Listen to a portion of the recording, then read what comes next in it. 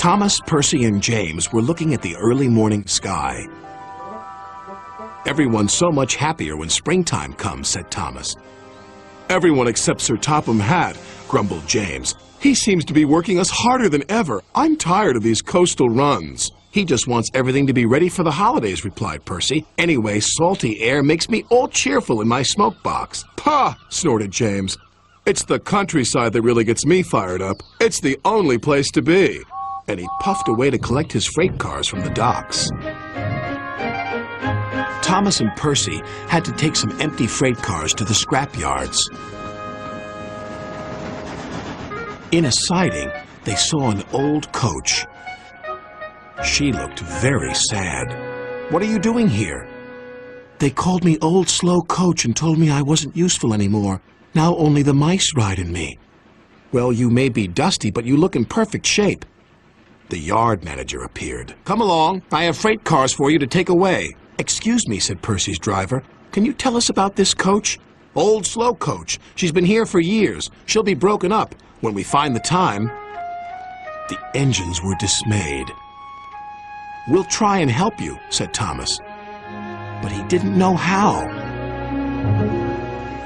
Meanwhile, James was enjoying himself. "This is the life," he chortled. But he was heading for trouble. One of the fuel cars was leaking. Then, suddenly, it caught fire. "Oh, help!" cried James. They reached a siding, and his driver gave the alarm. "It's fuel, and it's dangerous!" As Thomas and Percy approached the junction, they saw the smoke and a guard waving a red flag. "Sparks from James's funnel have set the cars ablaze," he called. "The fire is under control, but it's quite a mess."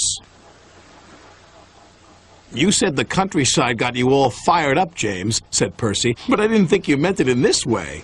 "Ha!" snorted James. "It was the stupid car's fault, not mine." "It's safe to proceed now," called a fireman. Thomas and Percy now felt sorry for James. It wasn't long before they reached the station.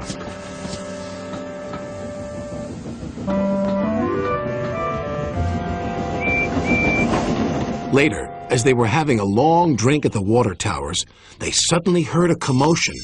"What's the matter?" Thomas asked. "It's another fire at the workman's hut," replied Thomas's driver. "We better see what we can do."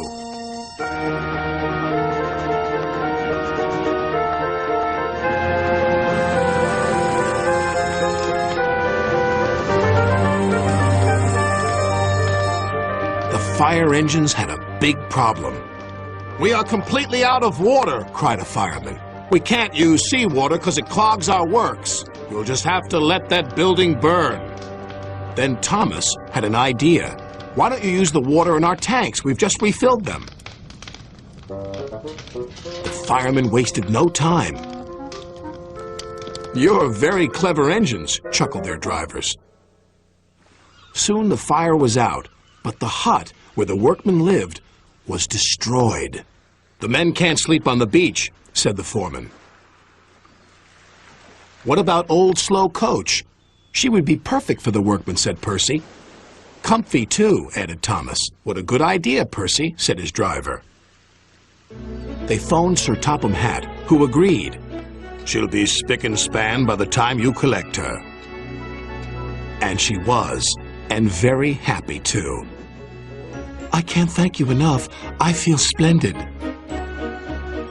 The engines buffered up to her, and she set off happily for her new home. Everyone agreed there was nothing old or slow about Coach, and she will always be really useful indeed.